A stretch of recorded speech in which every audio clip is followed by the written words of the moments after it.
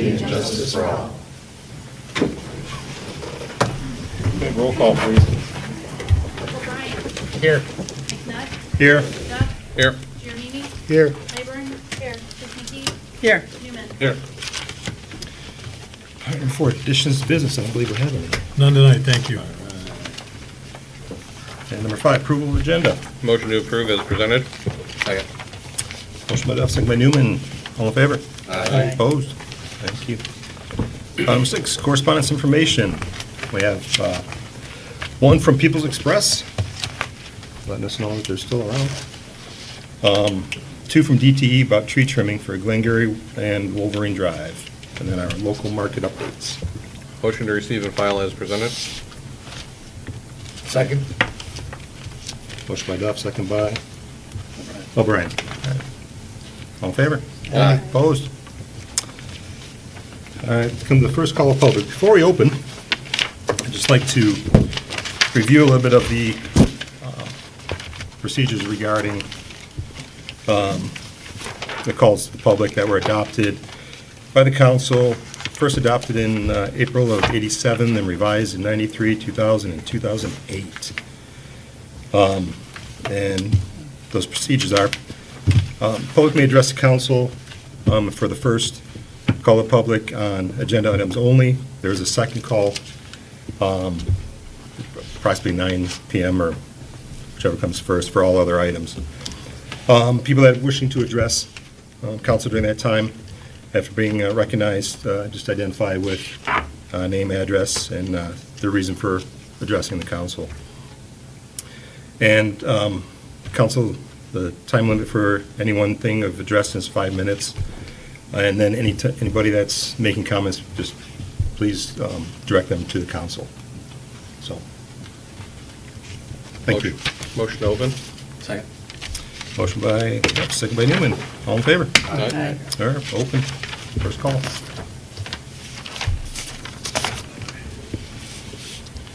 Good evening. My name is Tom Daly, live at 2377 Ventura. I'm going to speak today on item 13D, Ventura Drive, parking concerns. First, I'd like to take this time to say it seems that I've been portrayed as quite an antagonist at the last meeting, and I hope it's clear to the council, based on the discussions that we had at the February work level meeting and the discussions that we had in last Wednesday's meeting, my interest lies only in resolving the problem with the existing public property in front of my 2377 property. I've simply asked for help in obtaining resolution. It's been detrimental to my my property for 11 years. The problem, as reviewed in February, is that the shared public property in the right-of-way that's being used by one private property is limiting the use of that public property to service another private property, my private property. This is creating parking, traffic flow, and safety concerns for people at my property. At Wednesday's meeting on the TIA proposals, right, only 3 of 30 residents that were contacted provided any input. Very low. While a few of these residents did voice some opinions against doing anything, there was not a widespread opposition to the recommendations. And the minimal opposition that there was provided no detail on the potential impact due to any of the individual recommendations. Nothing was discussed specific to any of the proposals. The discussions provided no alternative recommendations for correction of the issue that we spoke about in February, and that has been documented with the shared right-of-way area. So the only remaining proposal not yet tried for resolution remains full pavement of the right-of-way in this area. This would completely define the area and the usage, as well as enable proper enforcement of the area. It remains the best opportunity to resolving this long-standing issue. While I'm happy to work with anyone to optimize that alternative, based on the minimum concern levels and the data that we've already provided and reviewed a couple times in the February work meeting and subsequently, I'm asking the council to move forward to implement that design to meet the village requirements and protect the property use by all parties this area services. I thank you for your time. I also want to make sure that you all received my updates on the question regarding the police call frequency that wasn't able to be discussed because it had already been put out of the public discussion process when that topic came up. So hopefully everybody got a chance to read that and see why that was required for me to actually document the stuff rather than go through and try and call the police every time because nothing was being done. I thank you for your time.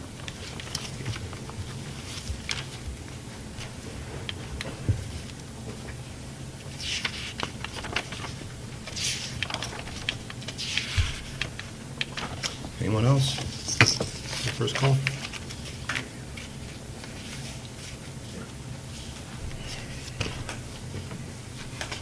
Hey, sorry for the lateness. Dave Renwick, 685 Amenia. Is the budget going to be open at all for discussion? To the public? There's a public hearing. I can say, sorry? There's a public hearing. There's a public hearing.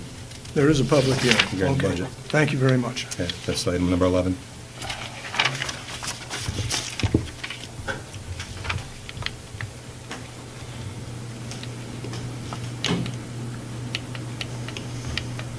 Good evening, Mike Dorsey, 2425 Brisbane. I'm here in regards to the BMX track. I brought some information in and gave it to Mr. Gillum and to Mike Powell, our engineer. From the Michigan State University is where it started at in regards to damage that could result or may result to the trees with that much weight placed on them. I'm just asking that someone, that you guys take a look at it. Mike said he has a meeting with someone later this week, and they'll go over it.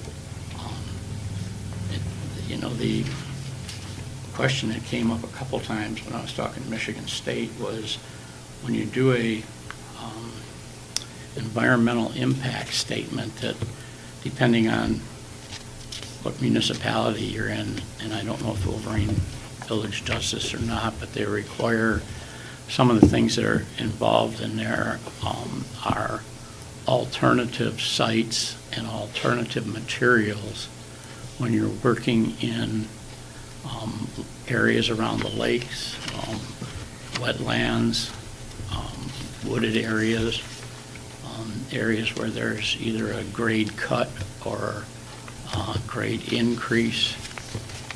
And I don't know if Wolverine was able to do any of them or required any of that done for this project. The alternate sites for any of these projects is one of the things that they said should be discussed, that would have the least impact. And I think that if that would have been done in this case, I mentioned another site over behind the workout equipment there, behind the Veterans Memorial, where there wouldn't be any impact to trees there at all. So I just hope that you'll take a look at this and see if there's something you can do about it. You know, it could become a major, major problem. But, you know, as one of the neighbors said, well, time will tell. Well, time will tell is an excuse, is all that is. I mean, there's a solution. The solution is to move that, and I know it would be expensive, but if we lose all those trees in there, I mean, we've damaged a park, which residents enjoy, messes up the park area, so I'm just asking that someone takes a look at it. Thank you.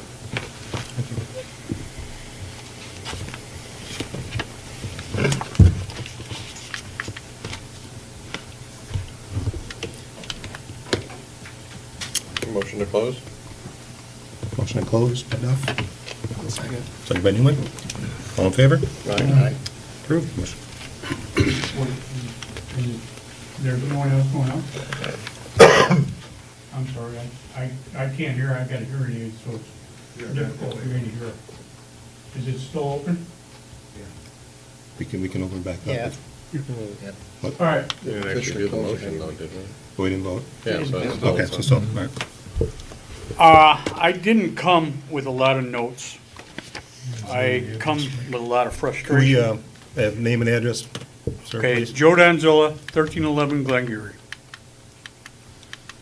All right. Some of the old members know me. Jennifer probably really remembers me. 20 years ago, I was selling wood in front of my house. They said it's illegal. Jeff Rondo was all geeked up, excited about taking me to court. We went to court, and I represented myself in court, and I won in court. All right?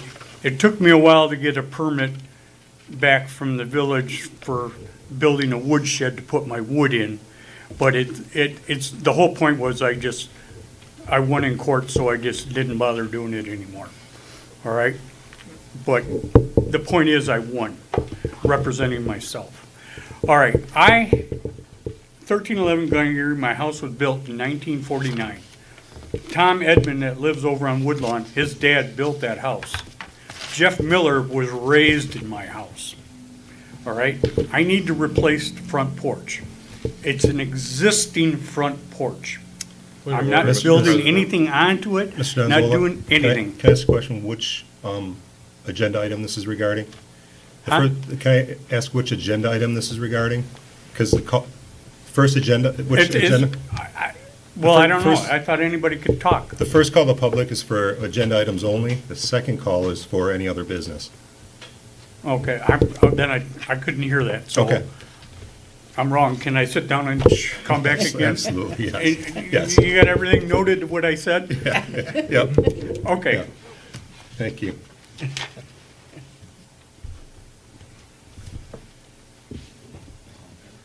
Anybody else? sorry for all the trouble. That's okay. So we had a motion by Duff and a second by Newman to close. All in favor? Aye. Opposed? Considering approving of the consent agenda, number 8. Motion to approve as presented? Second?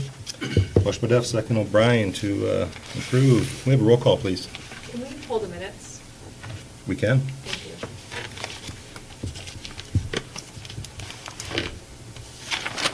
The council minutes or the work session minutes? Regular minutes.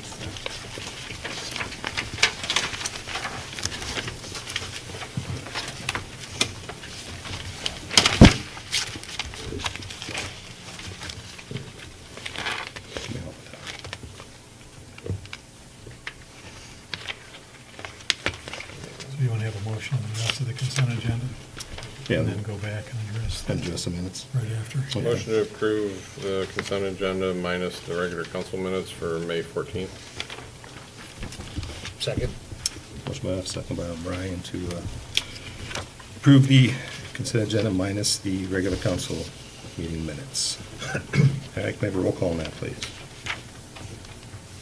Newman? Yes. Claiborne? Yes. Kuzmicki? Yes. Carmini? Yes. O'Brien? Yes. Duff? Yes. Knut? Yes. So let's sneak back and address the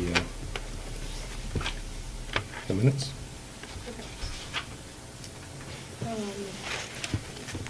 I'd like to make a motion for 2 updates on the minutes. It'd be page 13, item number 14. My name is used in that section, and it was a call to the public, so I was not involved in that conversation. So I'm hoping my name can be removed from that, and maybe updated to the member of public that was speaking.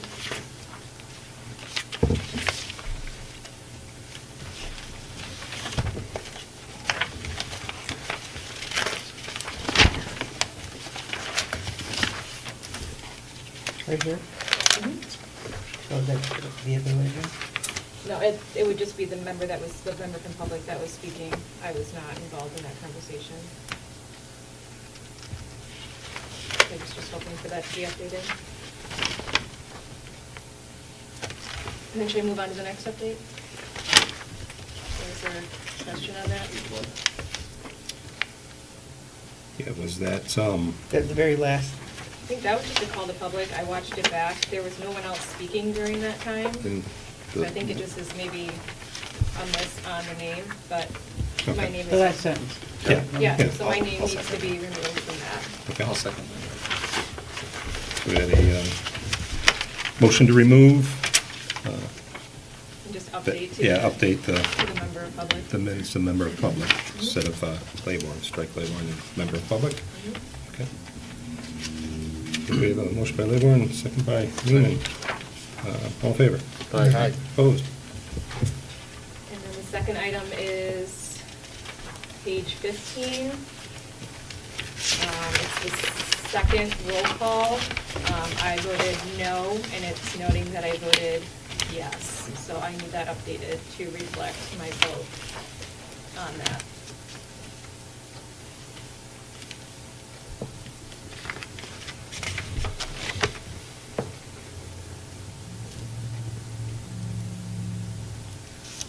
So that's where to abolish the council assignment Yep, subcommittee? so I Okay. voted no. Okay. A motion. Second. Who is the motion? I think she made a motion. Yeah, I'll Second second by it. Buck. All in favor? Aye. Opposed? Do we need another motion to? To approve as amended. Yeah, I'll make a motion to approve the consent agenda as amended with the corrected minutes. Just a minute. Just the minutes, I Oh, think, just the yeah. minutes. Yeah, just the minutes. Motion by Duff. Second by Newman.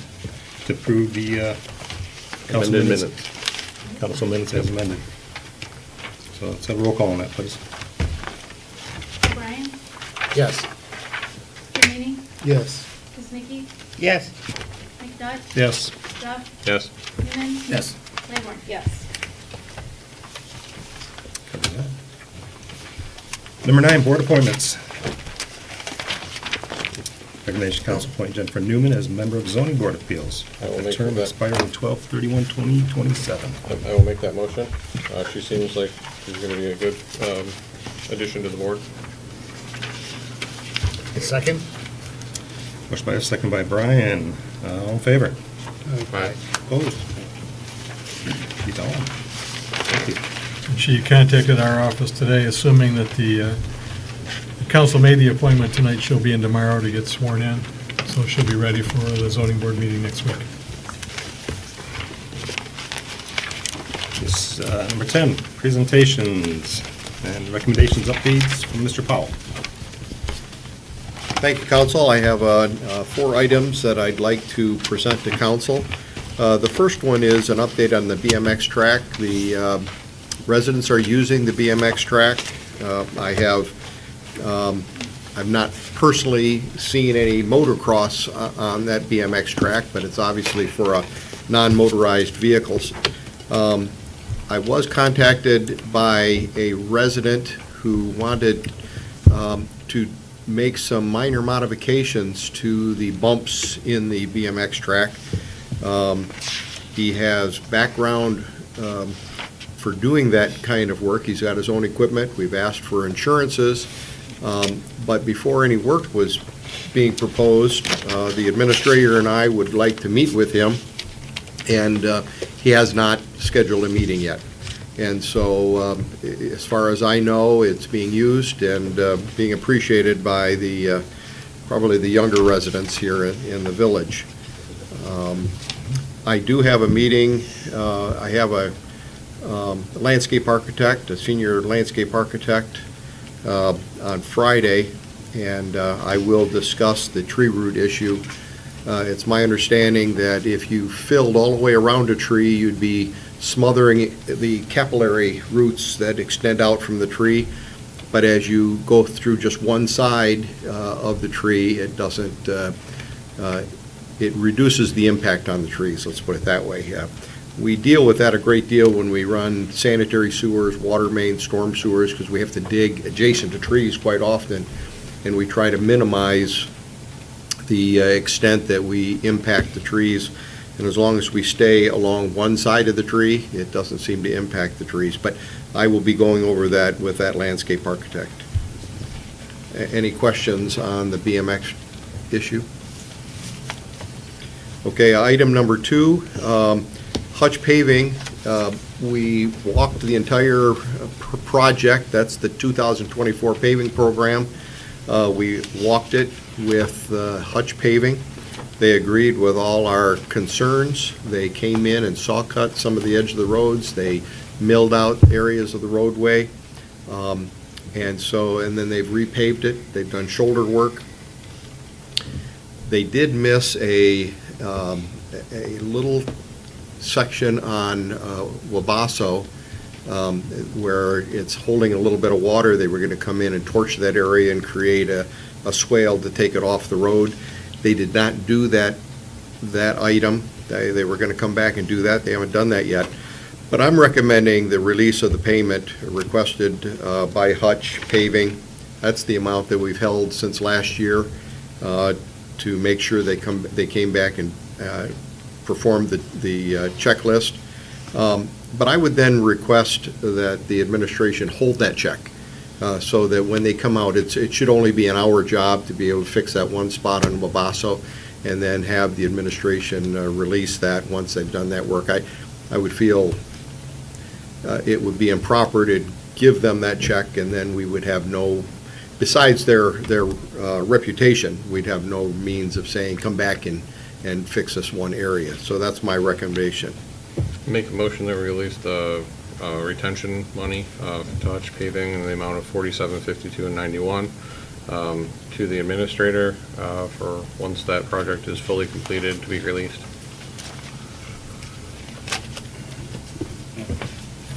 Motion by Duff, second by Newman. Discussions on that. I had a quick question. Would that drainage issue at like 2091 Shankin, would that be included into this release of funds? Was that handled already, or is that outside the scope of what they were? I guess I don't remember which home that is. The one where the water was coming down off of Solano into his front yard and driveway. And it seemed to be exacerbated with that. Yeah, that resident understands that the Hutch Paving doesn't have anything to do with that. Okay. It's quite frankly something that our landscaper missed when we had them come in and repair some edge of road. So there's a little bit of sodding that needs to be done behind that little curb there, Okay. and that would take care of his problem. So I am going to correct that. Okay, thank you. Any discussion? Have a roll call, please. Jermeany? Yes. McNutt? Yes. Newman? Yes. O'Brien? Yes. Kuznicki? Yes. Duff? Yes. Claiborne? Yes. Mike, we'll hold the check until we hear from you that Thank you. the work has been completed. Thank you. The next item is the famous, or the infamous Wolverine Drive ditch enclosure project. As I represented earlier in the year, there were a number of areas where H.G. Sarter did some repairs to the paving, the village roadways, as that storm sewer crossed our roadways. One particular at Wolverine Drive at the bend at Penny Lake Road, it did not hold up well over the winter. And that's one of the reasons we wait through a winter to find out how it's going to weather. The owner of H.G. Sarter agreed that he needed to come back in. He dug it all back out again. He repaved it.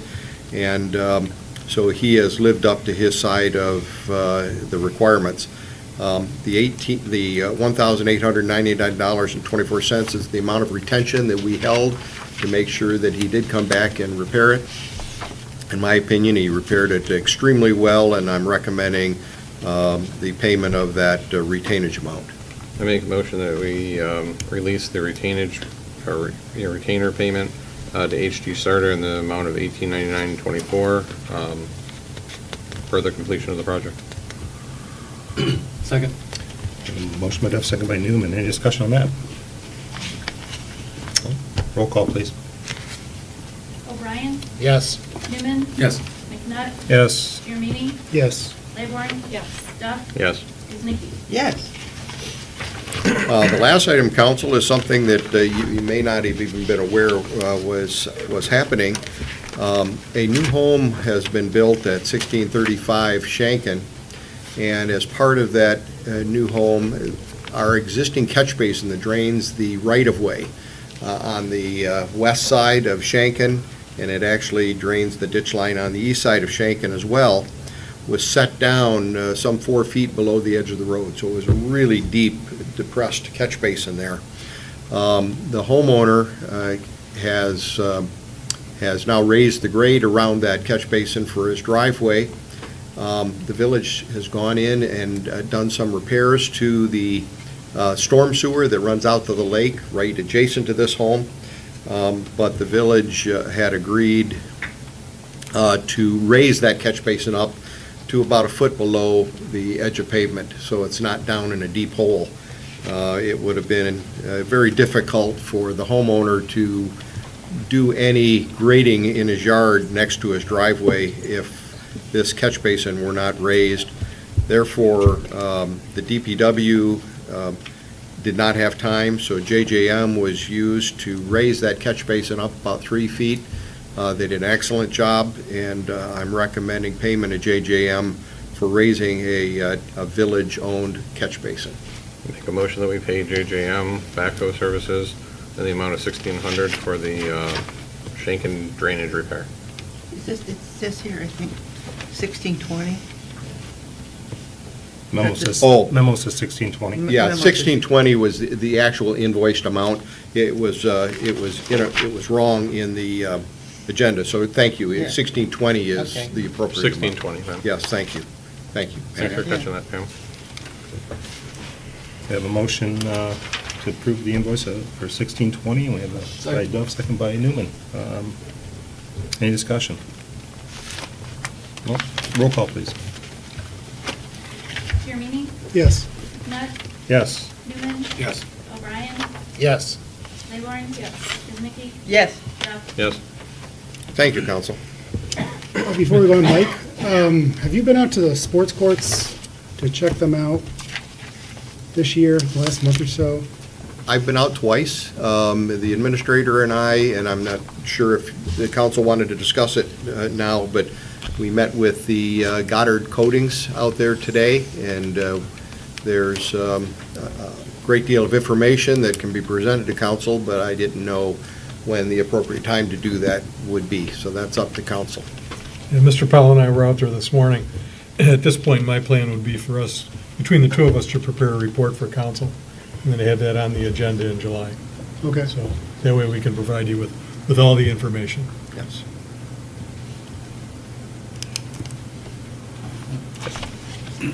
Mr. President, we could just jump back to the last item, the pay request for JJM backhoe at 1635 Shaken. Just to kind of wrap up on this, there were a number of related issues with this property and the particular drain and the pipe in question. The pipe apparently had been there for a long, long time. There was no easement of record for the drainage pipe that ran from the storm drain that was raised all the way down to the lake. So we've been able to obtain an easement from the owner of the property, and we're in the process of obtaining an easement from the next door neighbor. So if there is work that has to be done to the drain, there'll be sufficient room for equipment to get in there to take care of it. In addition, the pipe running down to the lake itself was not working well, it wasn't functioning well. It was partially blocked in a couple places. We actually had to have someone come in with a mineral cutting head and cut some of the debris out of the pipe to get it so it's near fully functional again. So raising the drain, as you've just approved, I appreciate that. This pretty much buttons up the last of several issues at this piece of property, so.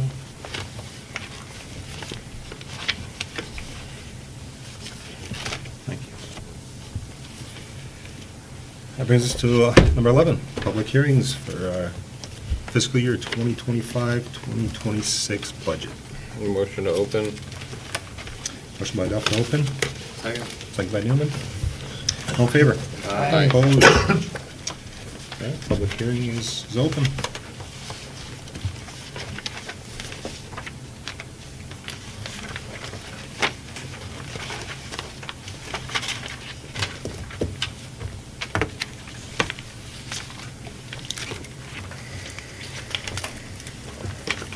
Lenny Nuisance.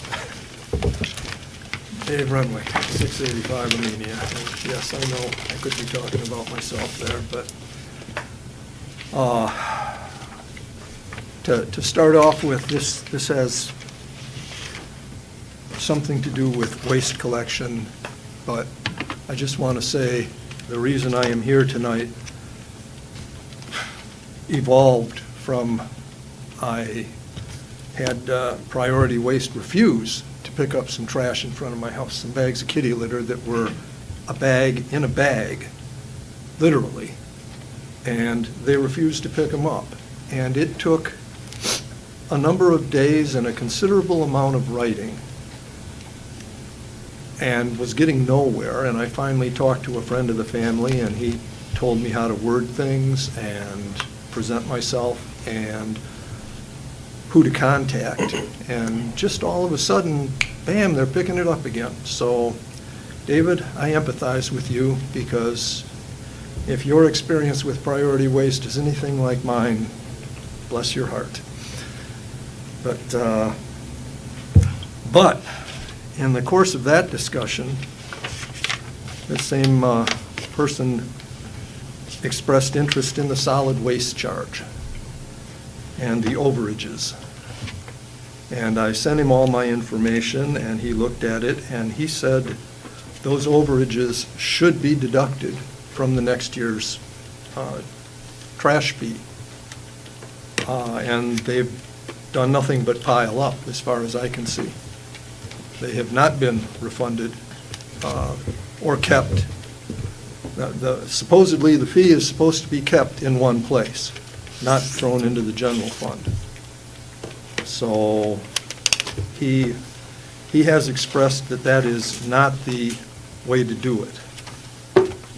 And I looked at your packet for tonight and saw that the solid waste charge is said to be a pass-through, no extra income to the village, which is, I'm laughing because it is a laughable lie.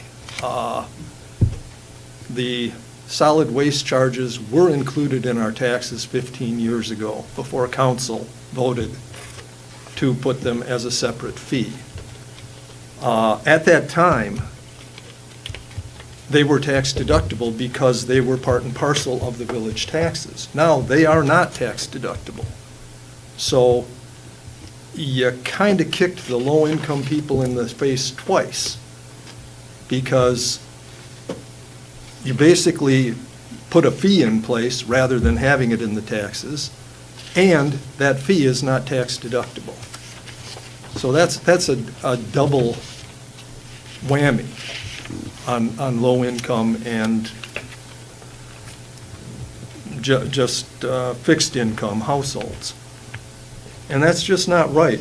But the overages that have been collected, and that is strictly going by your approved budgets, that public record approved budgets, there is over $100,000 that has been over-collected on the trash fees. And if that was deducted, that would almost put the trash fee in half for a year.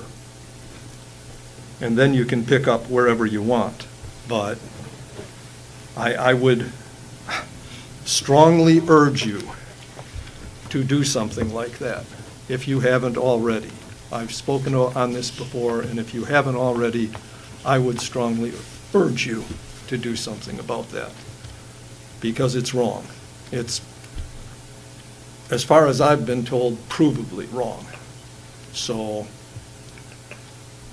please take that into consideration before you approve the budget tonight. Again, if you haven't already done it. Have you already done it? Can I ask that? No, you haven't. No. Okay. All right. Thank you very much.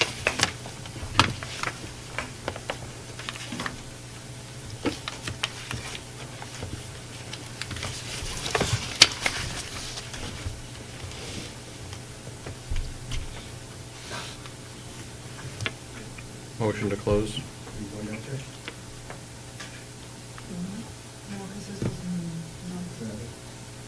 Is this the second time now? This is regarding the budget. This is the- This is public hearing regarding the budget. Right. Yep. I can't, you know, That's fair. all I'm hearing Yep. is mumbling. Second. Motion by myself, second by Newman. To close, all in favor? Aye. Opposed? Motion carries.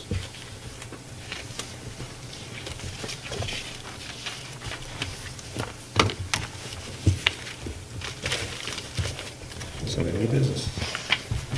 Number 12. Motion to adopt as presented.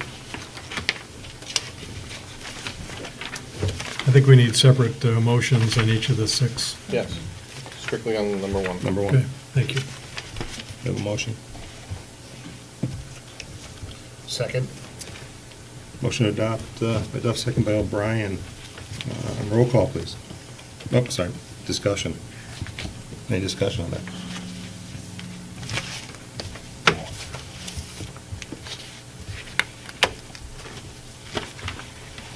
I have a quick question regarding Mr. Renwick's concerns about trash fee carryover. I know we reviewed that last time, and you kind of explained it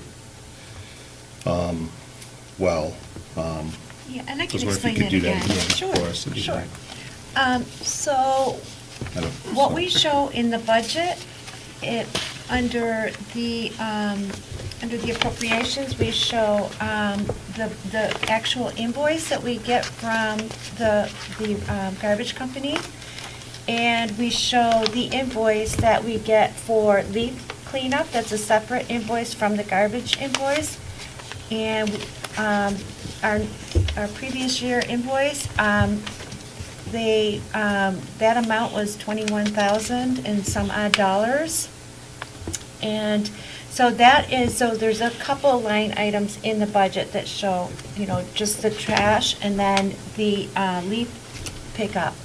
And then there's the charge for our DPW workers who run the claw, which is a piece of equipment that the village owns. And we charge between funds and whatnot. We charge for when we use our equipment. It's a standard thing done in accounting, in municipal accounting. And so we charge for that claw at a per hour rate, and that's tallied up, and that is noted in there. And then there's a charge for our DPW workers, that one worker is operating the claw, and a lot of times there's another worker that's out there when we're doing the leaf cleanup stuff. So those workers report on their time sheets what the amount of hours they put in. We know they also report the number of hours they use the claw, and we're able to make the proper accounting notations and charge that for the trash. So over the past 15 years, or however long we've been doing this, that's what that $100,000 is. It's spread out over that. And so I've had this discussion, I explained this last time, and it's really up for debate on whether, that's just how we've done it, and I'm continuing to do it that way. If council or somebody wanted us to not charge for the DPW labor, then it could go to something else. I don't know, but we apportion out all the DPW work. We do it to roads, and we break it out even further into roads. We break it out into if they were working on snow removal, or were they working on drains, and their timesheets are quite complicated because of it. If they're working in Clara Miller Park, or if they're working here, and this way, I apportion their wages to all those sections of the budget. And that's how we account for their wages. So that is for that point. And so we're not overcharging. And we have records of all that stuff. And we have provable records as well, so.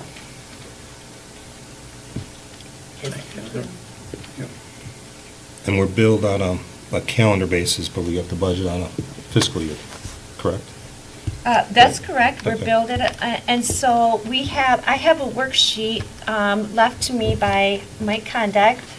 And this worksheet, you can fill in all the parts of this worksheet, and basically what you put in is we factor in the percentage rate increase, and that, just the trash part is divided out by the number of residents, which I believe right now is 1,721 residents that are sharing that bill together. And then there's the portion where the condominiums pay and commercial accounts. And then there's the section that takes the previous year bill and you plug that number in there, so 21,000, so that gets split by 1721, and that number goes over there. And then there's a number for the DPW labor, and I think that's like $4 per household, $5 per household for the year, or something like that, is what it winds up ending up being. So you're splitting the bill, you're splitting the cost that the waste management is charging us just for the leaf cleanup, you're splitting that equally. Then you're splitting the DPW and claw stuff over here. And like I said, that comes out to like $5 per household per year. And so in the previous years, the amounts that you've been charged the last couple of years was $202 per year for your trash pickup. And this year it's going up a little bit because I did my spreadsheet, and based on all those factors, the cost went up, I think, to like $212 per household, $212 per household per year. And I take this spreadsheet and I go over it with a few people so that I'm not making a mistake. I don't want to make a mistake. I do not want to overcharge any residents ever for that service. And I've also, I made several phone calls to other communities. This is commonly how people charge for trash. It's not uncommon. It was true that we used to get a lot more in state shared revenues, and we had other streams of revenue that we could afford to pay for trash back then and have a police department and have dispatch. We had our own dispatch 24/7. We had a bigger office staff. We had a clerk back then. We were able to, and we could afford the trash at that time. It isn't like that anymore.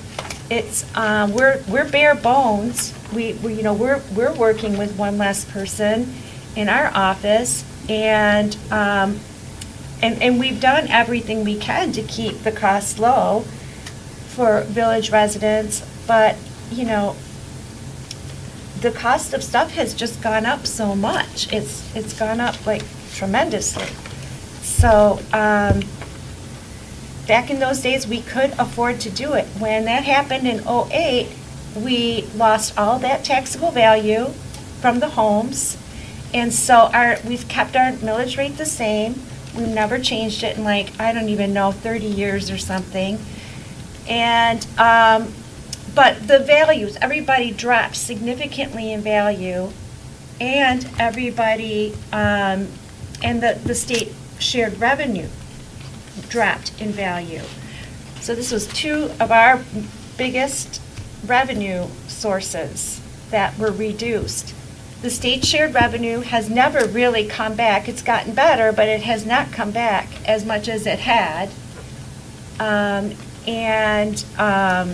And taxable values, because of the Headley Amendment, they only go up incrementally. Once your taxable values were lowered, your state equalized value raises as the the housing market has boomed, and if you're still in your house, you're still down. You got a break in '08 because they lowered a lot of people's taxable value. Not people that were in their houses like 40 years or something. They were already way below their state equalized value. But, so, that, it's just, we just run a tight ship. And you're going to see later on tonight that we did a lot of the things that we've been planning to do for the last several years happened last year. And we're taking from the fund balance. We left in last year, when we got our audit, we realized we are now at an 80% fund balance. So we can afford to go for, not a whole year, we could go for 80% of a year without getting any revenue at all, is basically what that means. So, and then we're going to be losing some tonight, but we're also, we're minimizing projects, we're tightening our belts, and we're looking to the future for just being as careful with money as we can be. So, is there anything more you'd like to hear on that? It seems pretty straightforward. Okay. Any other discussion? Thank you, I could hear you.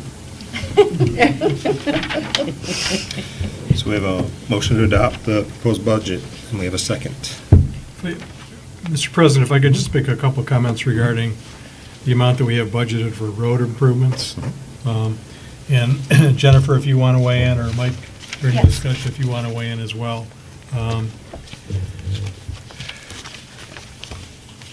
If you look at the proposed budget, under both our major road fund and our local road fund, there is a line item for contracted services.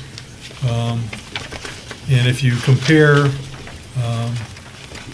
in the case of the major roads, the amount that we have budgeted for this year is down significantly from over 336,000 down to 220,000.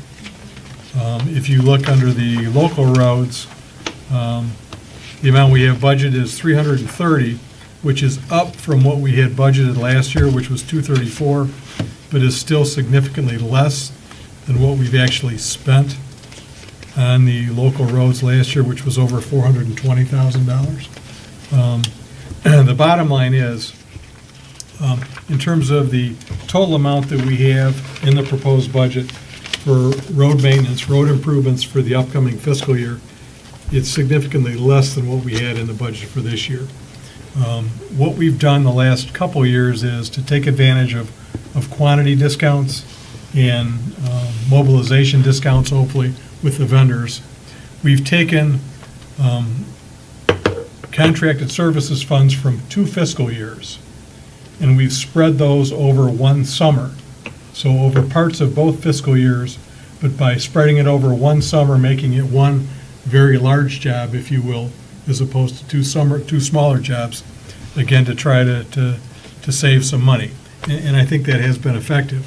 But the bottom line is, as I indicated, we spent an awful lot of money on roads this past year. Between the actual road projects that we did with Hutch Paving, that was over $1 million. We paid to Hutch for all the work they did.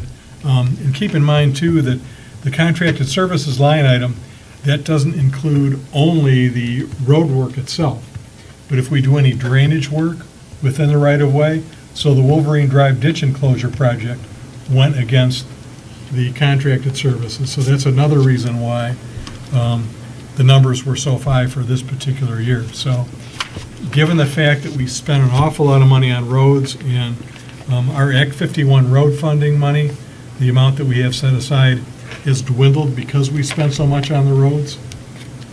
I mean, not only a lot of our Act 51 money, but we had to supplement that with general fund monies as well. But the Act 51 funding that we have on hand still is dwindling. We're going to continue to receive that. And Aaron, in response to a question that you had at, I think, the last meeting or the work session, I forget when it was, we can carry that money over from year to year, but the use of the fund is still restricted. Even if we carry it over, we're still restricted to the uses that are permitted under Act 51. Just because we carry it over doesn't mean we can transfer it to Parks and Rec or to pay for labor costs or anything like that. So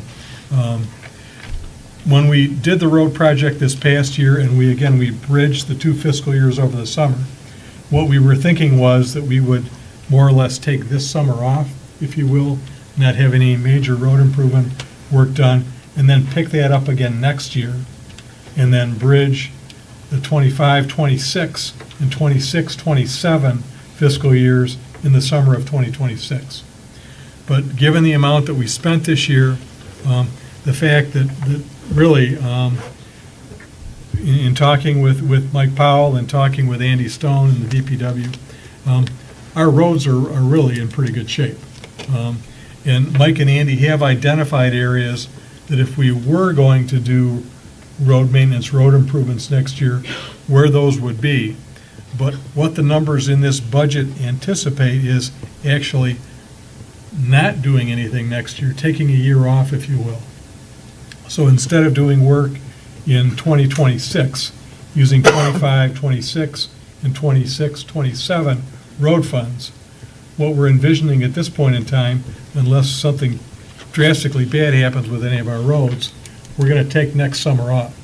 So the next time that we actually do any major road projects would be in the summer of 2027. And that would use 26, 27, and potentially 27, 28 budget funds. So it's a little bit different than what we've been talking about up to this point in time. It was actually Jennifer's recommendation coming forward that we think about maybe taking a year off. Apparently, a lot of other communities are doing the same thing. We've talked about it internally. I know she's discussed it with our auditor, and I think the auditor felt it was a good Yes. idea too. Well, it's just the cost of doing roads these days, it's just gone up so much that other municipalities are doing maybe what we're be doing, and that is just skipping a year, sitting on those funds and letting them grow and then hit it that way. But skipping the year would be, it's not going to be uncommon going forward for us and many other communities, so. And we're talking about letting the funds grow. Those are Act 51 funds Yes. that are earmarked for road purposes, so. Yeah, it's not village funds or Right. village, yeah, it's not from tax revenue. So I just wanted to point that out. Again, that's different than what we talked about before. And if you really took a deep dive, you would notice significant reductions in the budget amounts for contracted services for both the major roads and the local roads. That's an explanation why. So if you have any questions, we'd be happy to try to answer them. Thank you, Dave. Thank you. Any other discussion? We have our motion, we have our second. Okay. Roll call to adopt proposed budget of fiscal year 2025, 2026. McNutt? Yes. O'Brien? Yes. Duff? Yes. Herman? Yes. Claiborne? Yes. Kiznicki? Yes. Newman? Yes. Number 2, approval of appropriations resolution. Motion. Motion by Duff. Second. Second by O'Brien. Any discussion?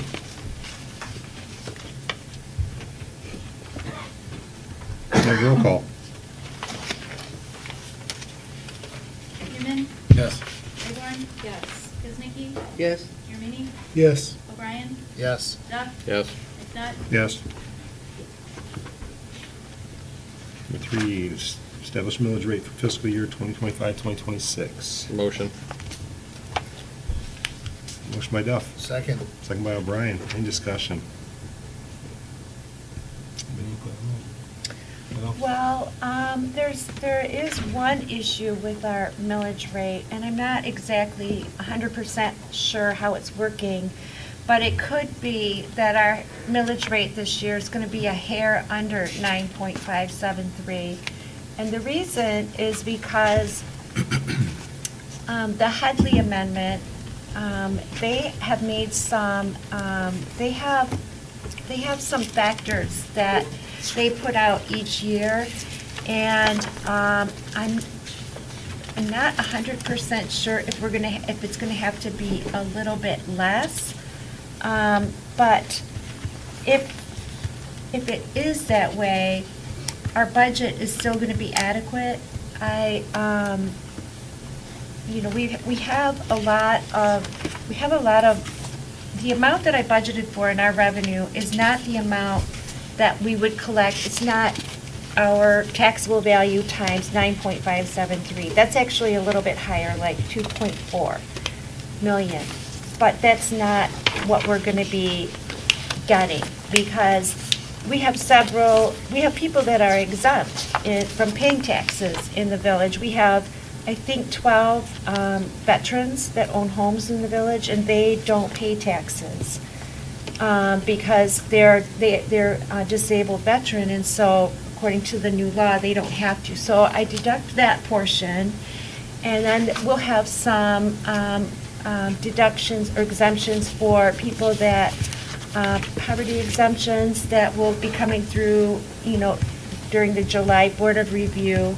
And people can, have their tax, there's a tax tribunal. And so that's why I was really conservative with my revenue number. And so if that millage rate is going to be that hair less, and I think that number is 9.4824. If it is that number, then we're going to be okay on our budget. It's not really going to, I might have to tweak the revenue a little bit, but I think we're going to be okay. But, and I'm not sure. I think there may be an exemption for us. I'm not 100% sure. And it just seems so foreign to me because we've had the same millage rate for 30 or 40 years. And, but this is the Headley Amendment, and it changed, they mandate different things. Sometimes their thing that you multiply by is a straight 1, and sometimes it's like a 0.98, and that actually reduces what you're permitted to have for that. So it's, I've got to call into our Raina, our auditor, and I'm getting some information on that, but it's not going to be a substantial difference. So I think since you're approving 9.573, if it's a tiny bit less, then that should be okay. Your motion, I would think, will cover that.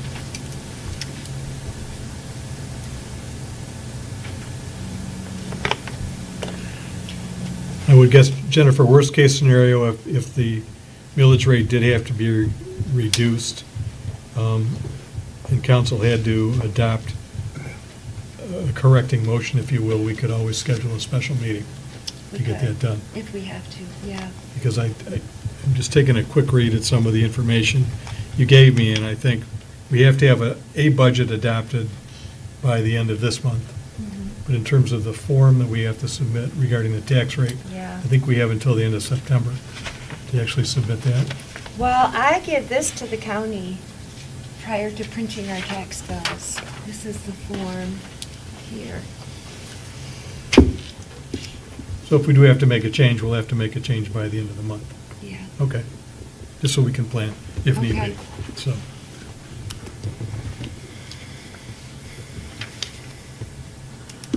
We have a motion and a second. Any other discussion?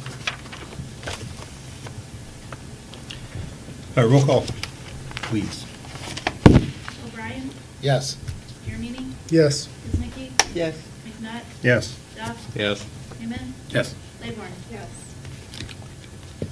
So can I just say one thing about this that I would like to kind of get out there, and that is the number of exemptions that we're getting, and the veteran exemptions just happened in the last few years.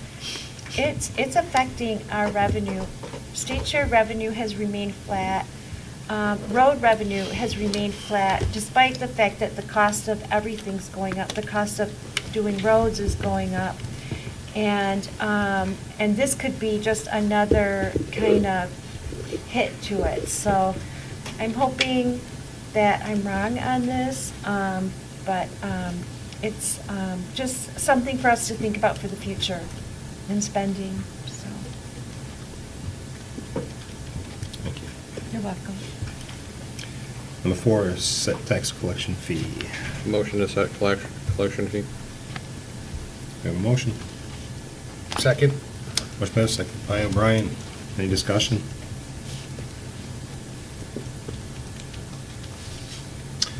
We have a roll call, please. Jeremy, Yes. Knut, Yes. Newman, Yes. O'Brien, Yes. Kuznicki, Yes. Duff, Yes. Claiborne, Yes. Number 5, approval of waiver of tax penalty and interest, summer deferment. Motion. Second. Motion by Duff, second by O'Brien. Any discussion? No? Roll call, please. O'Brien, Yes. Newman, Yes. McNutt, Yes. Jeremy, Yes. Claiborne, Yes. Duff, Yes. Kuznicki, Yes. Number 6, addition of special assessments and delinquent bills to the 2025 tax roll. Motion. Second. Motion by Duff, second by O'Brien. Any discussion? Is that roll call on that one? McNutt, Yes. O'Brien, Yes. Duff, Yes. Jeremy, Yes. Claiborne, Yes. Kuznicki, Yes. Newman, Yes. Is to budget amendments. Motion to approve is presented. A motion by Duff, Second. second by Jeremini to approve budget amendments. How many discussion?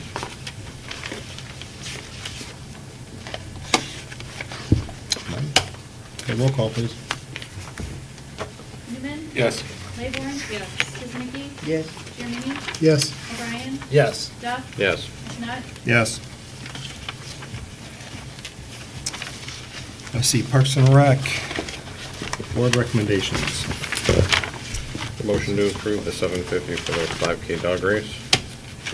Still 5K race. Oh, 5K race, sorry. That would be kind of cool. Sorry. We're not there yet. That's a new event. Sorry. Motion by Dow, second by Newman. Roll call, please. O'Brien, Yes. Jeremy, Yes. Kuznicki, Yes. McNutt, Yes. Duff, Yes. Newman, Yes. Claiborne, Yes. Motion to release the 200 for the dog show. Second. This time. A second. Motion by Dow, second by Newman. Assuming there's no discussion. Roll call, please. Jeremy, Yes. McNutt, Yes. Newman, Yes. O'Brien, Yes. Kuznicki, Yes. Duff, Yes. Claiborne, Yes. Brings us to item D, zoning board of appeals recommendation. It's recommended to council remove Mitchell Tarango from the ZBA board for failure to attend meetings with notice. Make a motion that we remove Mitchell Tarango from the ZBA board for failure to attend the meetings with notice. Second. We have a motion by Duff, second by Newman. Any discussion with that? Mr. President, if I could weigh in on Yes, this one? sir. Council, at the last meeting, the zoning board itself actually made a motion to remove Mr. Tarango from the zoning board because of his repeated failure to appear, without his absence being excused or justified. Under the village code, most of our boards and committees, the ordinances that create them, provide that if you miss a certain number of meetings within a certain amount of time, a calendar year or something like that, and your absences are not excused, your seat is considered to be vacant. You're considered to have resigned. The situation with the zoning board is a little bit different because the zoning board is a creature that's created pursuant to state law and not pursuant to local ordinance. And along with the recommendation from the zoning board to remove Mr. Tarango, in the packet, I included a copy of the relevant section of the state law regarding the zoning board of appeals. And I highlighted subsection 9, which indicates that a member of the zoning board of appeals can be removed by the legislative body, that is, by the village council, for misfeasance, malfeasance, or nonfeasance upon written charges and after a public hearing. So What I'm taking, the spirit of the motion that's been made tonight is council's interest in potentially having Mr. Tarango removed from the zoning board of appeals. In order for us to do that, what we will really need to do is to schedule a hearing, I would suggest, at the next regularly scheduled council meeting. I will work with the village attorney's office to draft the appropriate notice for Mr. Tarango. We'll attempt to get him served. I have information, reason to believe that he may be living out of state now, I'm not sure. But the bottom line is, my recommendation, go ahead, set the hearing for the removal in July. In the meantime, we'll get the notice put together, we'll get the notice out. I will attempt to contact him directly and explain to him where council is at, and respectfully request that he go ahead and resign rather than actually having to be removed after a hearing by the village council. And if he does resign, then that'll resolve the issue. We won't have to conduct the hearing. And just to follow up on that, your charter has a section in it that reflects the state law requiring the public hearing and the 10 days, at least 10 days notice of the public hearing. And then your code itself has specific removal and appointment provisions for ZBA. That's in 1244 of your code. We have actually gone through, the village has gone through this process in 2014, so there was a public, Pam, I think you were on council back then, actually, the first time. I don't remember Yeah. anybody being removed, but. But it didn't turn out as a removal, but went through the hearing process, so this would be similar to what you did back then as well. And hopefully, we won't have to have a hearing, but if we do, we will be ready to go on the date that council sets, so. So do we need to include that within the motion? To have that at the next regular? Just to set a hearing, yeah, I Yeah. think so. Okay. Yes. So I'll amend my motion to set the public hearing for the removal process at the next regular council meeting, which I don't remember what the date for that would be. Yeah, Wednesday, July 9th. Wednesday, July 9th. Second. Okay, that's motion by Duff, second by Newman to set the hearing. Any discussion on that? So I have a question. So there's been 2 meetings this year for ZBA, correct? Is that accurate, 2 meetings so far? I think there's only, off the top of my head, I think there's only been one so far. Okay. You didn't have quorum. Yeah, there was another where That we was didn't have the quorum, issue. that's right, that's absolutely right. Craig Now that you tried to get mention- in touch with him multiple times, and he just doesn't So there's been communicate. 1 meeting, Because they one haven't- quorum this year? One official meeting of the zoning board, that's correct. So I'm just having a hard time understanding if we're looking at this year and his attendance, how we would move forward to remove him with just having that 1 meeting. Because he missed numerous meetings last year as well. And again, we're not locked into a time frame of a period of years or anything, because we're proceeding under the language under the state law. I mean, I went back through the minutes for all of 2022, 2023, 2024. In 2022, and this is just my work, he was present for 5 of 6 meetings. 2023, he was present for 5 of 7. 2024, he was present for 4 of 5. And I was at all those meetings as a board member. So I don't think that's terrible attendance.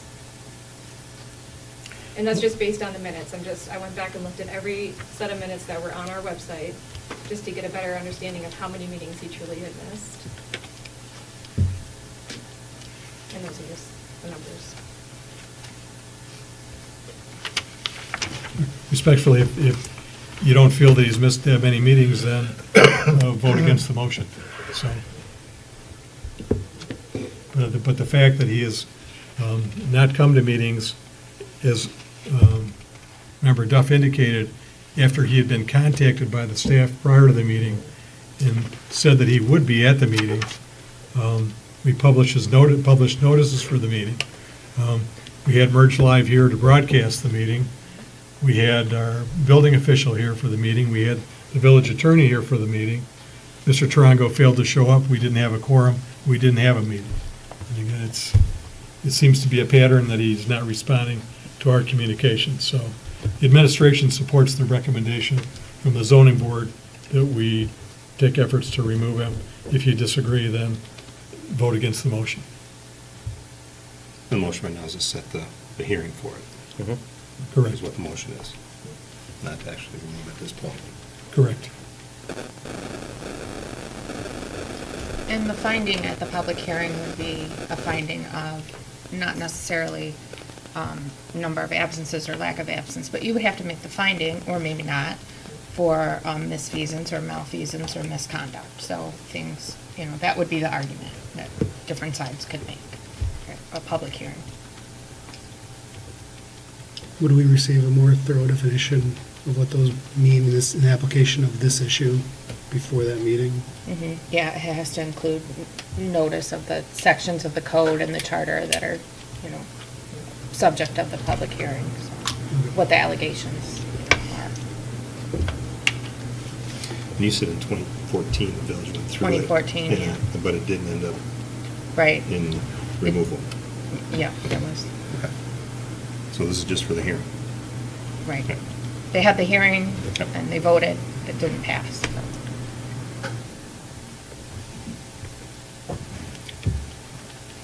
Any other discussion? So I have a motion and a second. Can we have a roll call, please? O'Brien, Yes. Newman. Yes. McNutt, Yes. Jeremini, No. Layborn, No. Duff, Yes. Kuznicki, Can I abstain? No? Can't. I'm just confused. So I guess because I'm confused, I'm just gonna say no.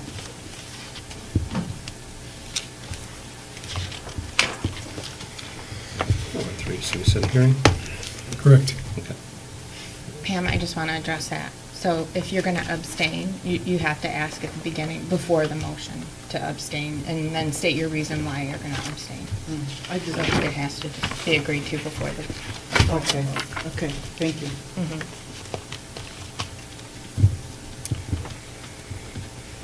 All right, we're on to E, the MML Michigan Municipal League Liability and Property Pool Proposal for 7/01/25 to 6/30/26. Council has indicated in my memo, even though the MML has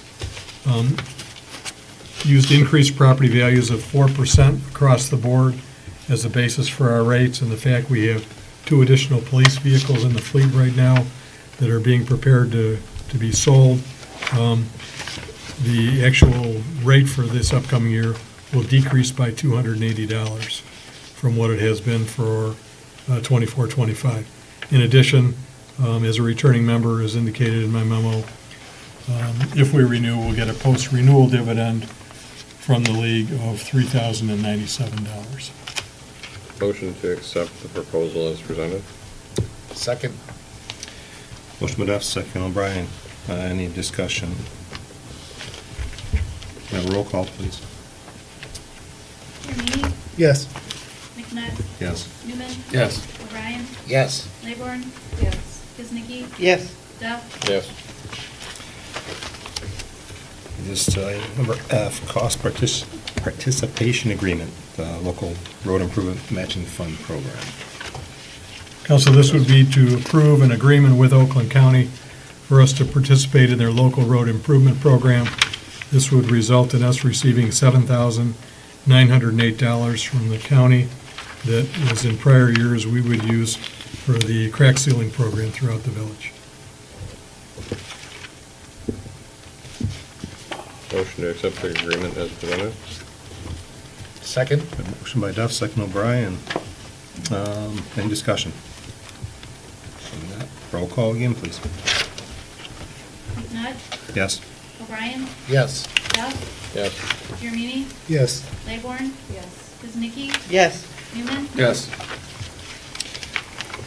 Item number G, that's the second reading and adoption of ordinance 106A-127. Motion to proceed with the second reading and adoption of ordinance 106A-127. Second. Motion by Duff, second by Newman. Any discussion? Let's have a roll call on that. Newman? Yes. Layborn? Yes. Kuznicki? Yes. Jeremini? Yes. O'Brien? Yes. Duff? Yes. McNutt? Yes. Item number H, council comments regarding legal matters.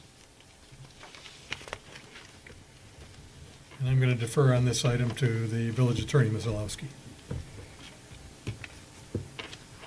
Okay, I don't really,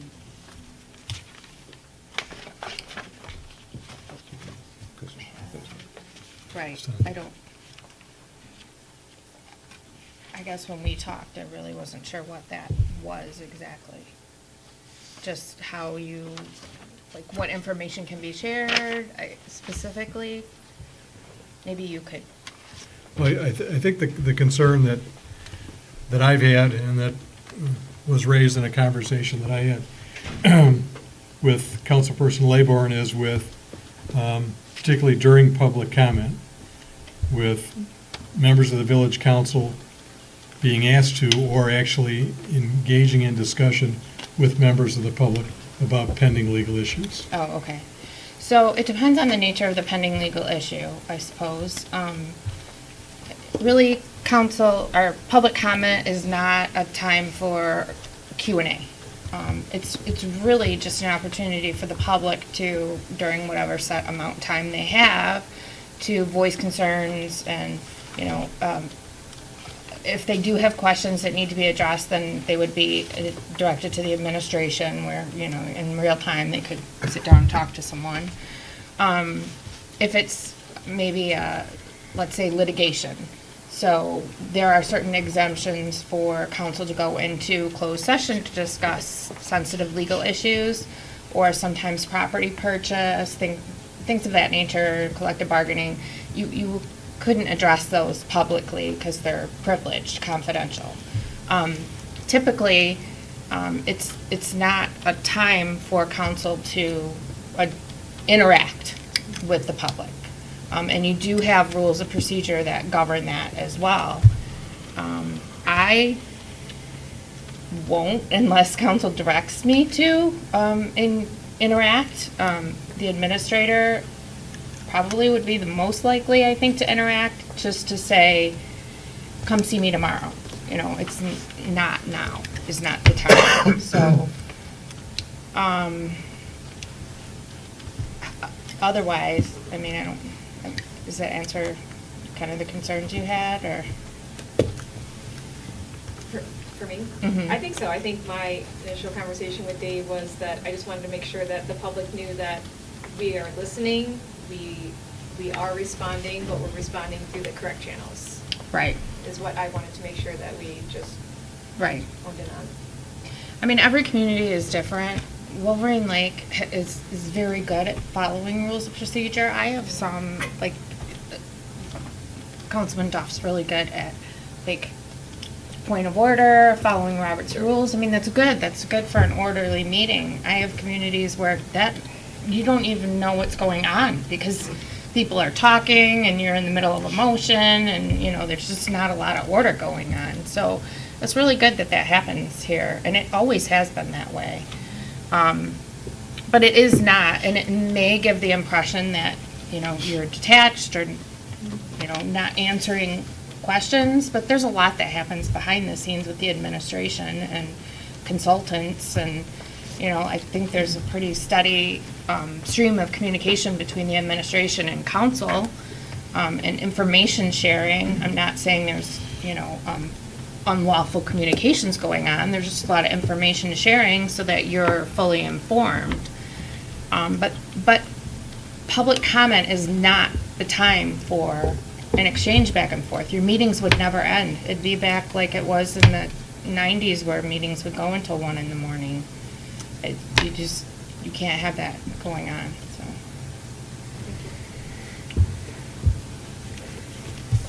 If anyone else has any other questions.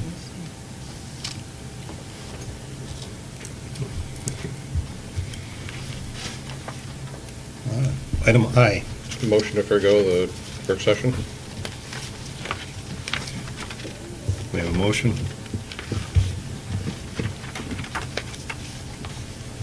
Second. Motion by F, second by O'Brien. Any discussion?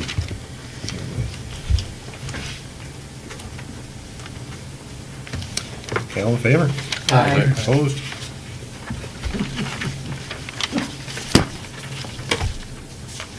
Pending business. 13. Penny Lake Pump. Water quality, that's right. As far as the water quality concerns that were raised regarding the Penny Lake Pump House, our DPW maintenance leader, Andy Stone, is still in the process of gathering information about other alternatives. So we'll have that back on the agenda as an actual discussion item as soon as Andy has gathered all the information. It's still work in progress, so. Okay. I just got a little quick snippet on that. Regard the pump house that services the north side, Laguna, Hermosa, and that area. I don't know the name of that. Laguna Vista? Laguna Vista, thank you.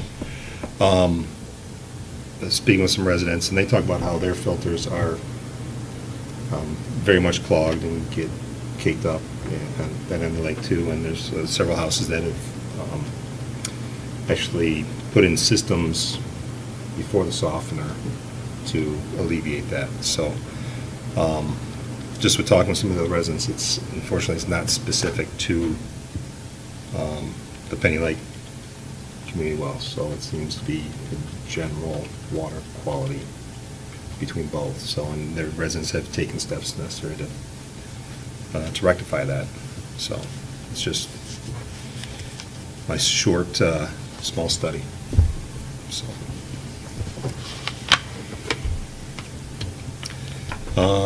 The Village Hall sound system. Council, at our meeting last month, council adopted a motion directing me to get a total of 3 quotes for council's consideration in terms of potential sound system improvements. I have met with a second contractor. I actually received their quote earlier today, so I have 2. I've identified a third contractor. I'm trying to schedule a time for them to come out and see what we have here, so they can provide me with a third. So I would like to think I'll be able to report back to you at our next meeting in July.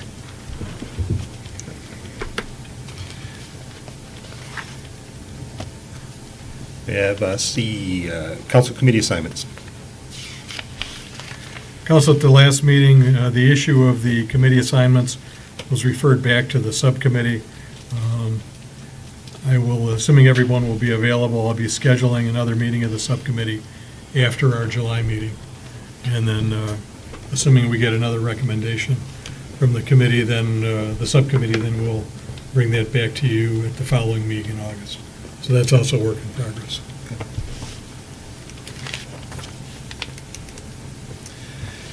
D, the Ventura Drive parking concerns. Council, we conducted our special meeting last week for you to get public input. Other than the input that we received at the meeting last week, I have no other information for you.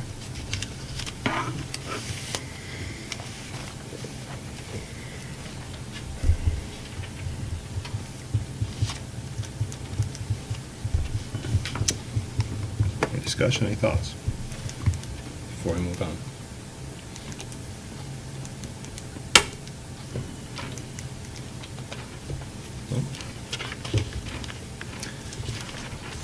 We in the second call? Motion to open. Second. Motion by Duff, second by Newman to open. All in favor? Aye. Opposed? All right. Second call is open. Second call is open. Yes, sir. Yep. That's it. I'm really sorry. That's all right. You know, I came here, and I'm kind of like a private person. I want to pass this around. The first page is something, I want to get it back, but the first page is something I had drawn up back when we had this fiasco about selling firewood. And I won the court case, and I had to go through things. So it's a scale drawing, the first one. Like I said, I'm Joe Donzella, 1311 Glengarry. My house was built in 49. The front porch is totally rotted out and trashed. All right? During COVID, I went up and had a price done by the MGD or whatever decking company, and they gave me a price, and I said, "What are you, nuts? And you think I live in West Bloomfield or I'm rich?" He gave me a price at $15,000 for a 10 by 12 foot or a 12 by 15 foot deck, and I said, "No way." So I got to get it fixed. So I'm trying to do it by myself. I got someone that I'm going to pay to help me do it. Okay, the cost of the wood is only $2,300, or not the wood, the whole supplies to do everything is only $2,300. And this guy said he'd probably help me out and, do it for a couple grand or something. I went and applied for the permit, and Tabitha says, "Well, to apply for a, you gotta have, I gave a sketch. I built a deck on my house on 2386 Brisbane that is a 3-level deck on my house there to go around a pool, and all I had was a sketch. This was 98,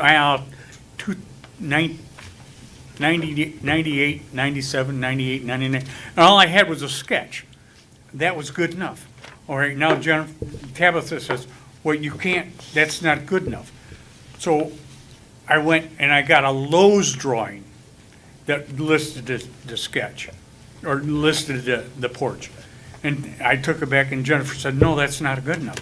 So then I talked to other people, and I went to Lowe's, or I went to Menards, and in the back, the Menards drew up one. And I said, and I come back to Jennifer, I keep looking at Jennifer, and I keep saying that. I said to Tabitha, "Look, this is everything you want right here."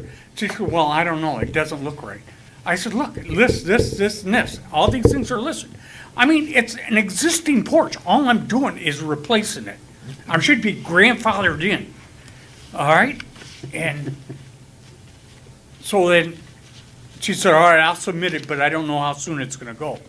Well, about a month later, they cashed a check, so I assumed something getting close. So then she called me up and she said, "Okay, it's okay, but it's got some stipulations." I didn't put it in there. I don't have it there. But so Monday I came in and I said, "Well, let me talk to this guy, the building guy." He seemed like he seemed like a nice guy. But he wouldn't give me his phone number. He calls me with color block, so I don't know how good, that's not very good representative of the village.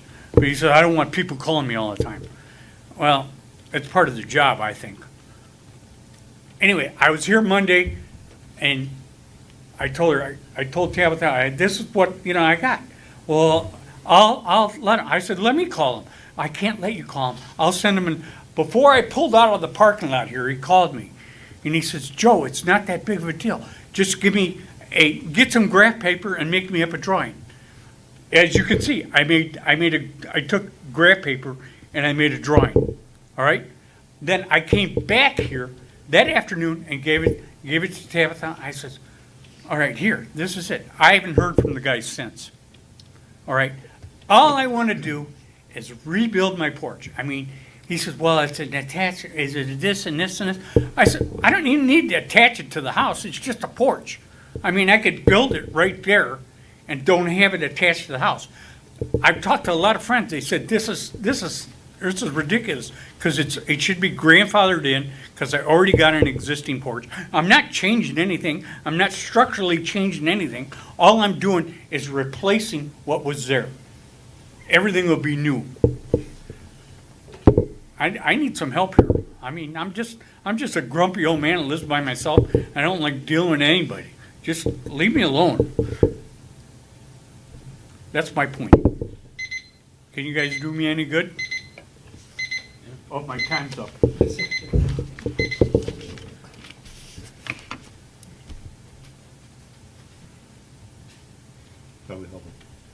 Mr. Denzel, I'll talk with Mr. Sorge and try to get an idea where your building permit application is. Come up so I can hear you. I'll talk to the building official. What's his name? I don't have his name. His name is Tony.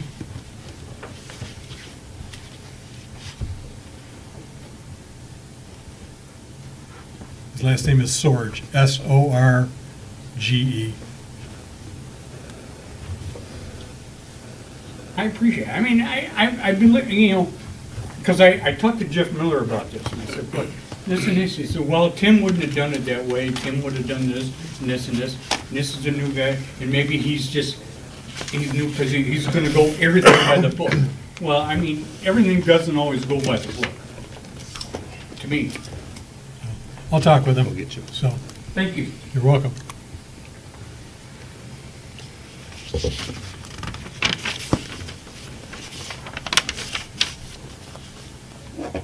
Hi, Tom Daly, 2377 Ventura. I'm trying to understand what happened with the discussion on item 13D and what's the next steps to trying to resolve the issue that I've been dealing with for 10 years, 11 years now.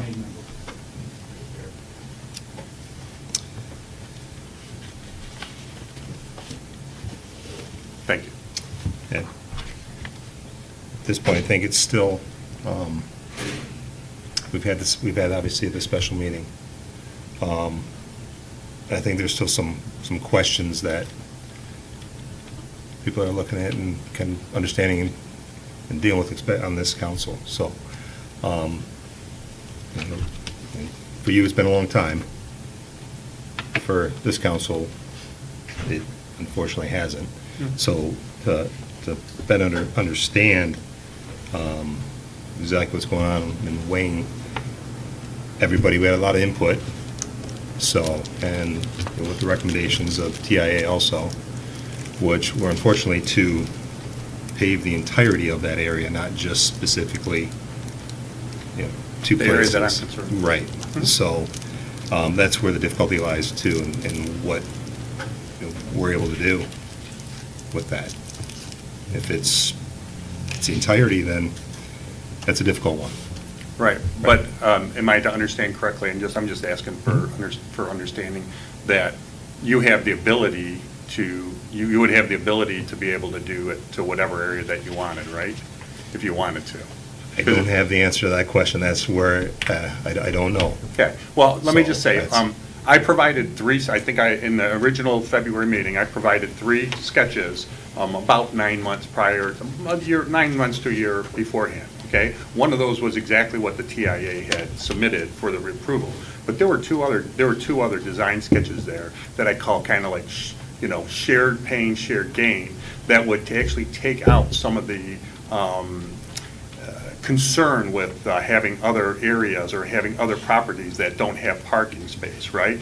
So I would encourage you guys to pull those back out and take a look at those also, because they could actually represent some other opportunity to be able to get to a solution also that might be acceptable to all the parties, because there's going to be, there's going to be issues between all of them. So I would encourage you guys to take a look at those while you're going through those discussions.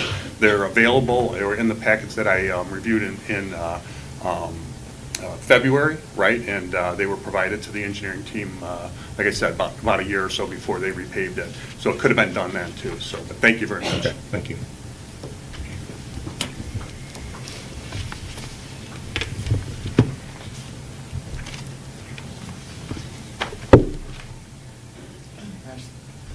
Everybody, as far as council people and the administrator. I got an email from the police chief, Mr. Leyburn, could you have your name and address? Dave Leyburn, Yeah, thank you. 2335 Shaken, saying, "I've concluded that the matters continue to raise, whether related to the lake, docks, marina, or other waterways, do not full understand the jurisdiction of the police department. These are civil matters and not criminal in nature, and therefore, they're not appropriate for law enforcement." He also said that he talked to the administrator and some members of the council. Is it possible I can know who those council people are? Can you tell me which council people you talked to about this matter? You want to answer? This was done in a closed session. What the heck is wrong with you guys? You just insulted practically everybody that came up here today. Anyhow, the next page I have there, we have Michigan police officers can be involved in enforcing certain aspects that are related to riparian rights. Go down the third dot. Report violations. If you believe riparian rights violations are occurring, you can report to your local police department or the state police. Providing documents like photos, videos can be helpful. The next phase is, I would say since we're a lake community, every council member should understand Section 324. We're a lake community. The lake is our downtown. We're special. We're not just another community. The next is the Shagan Park. You see at the top of there, the pontoon and the little paddle boat? He's 100% on that park. Now, the next page is when Chief George said if there's a dock on the lot they're not supposed to be, they can issue tickets. The police. Then, of course, we have the page that the ZBA sends out. That park shows that he has no waterfront.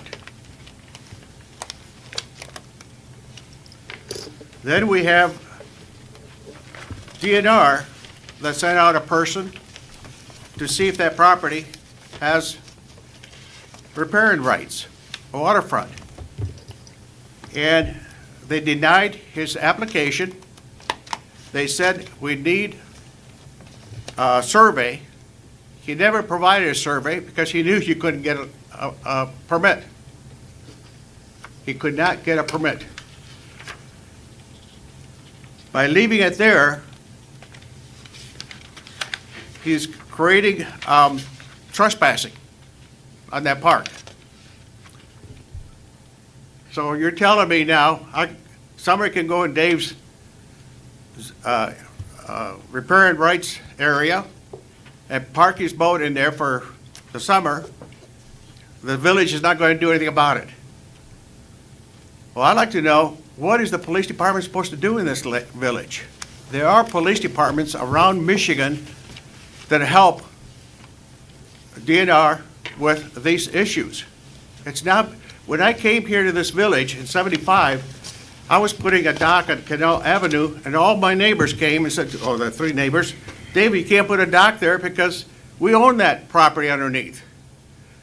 Happened to be Chief O'Neill came, was making the rounds, and I asked him, Chief, is that right? They own the property under the water? He says, yeah, but let me check if what you're doing is legal or not. He comes back and says, David, they own the property, you can't do it.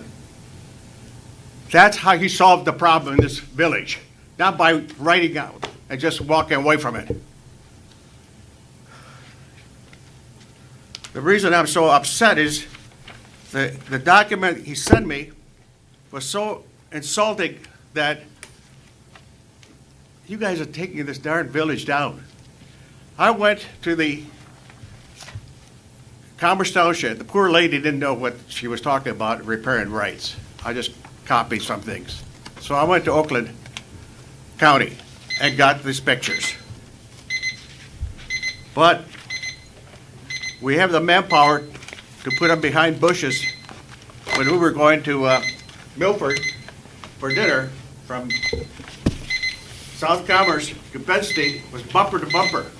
We had a policeman right behind the bush back here to catch speeders. Common sense, folks. We gotta have common sense.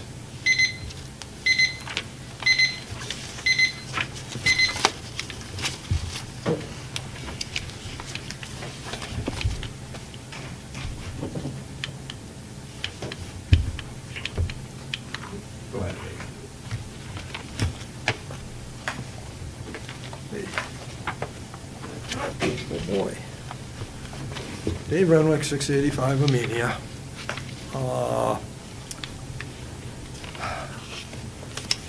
I was here when the trash fee was initiated and when it was and wasn't talked about in the past. I don't really remember any faces up here that were here when that was talked about. So again, if I get a little emotional about this, I apologize. I know this is not your circus, but it is your clowns. So the tink claw that we have was an abomination from the get-go.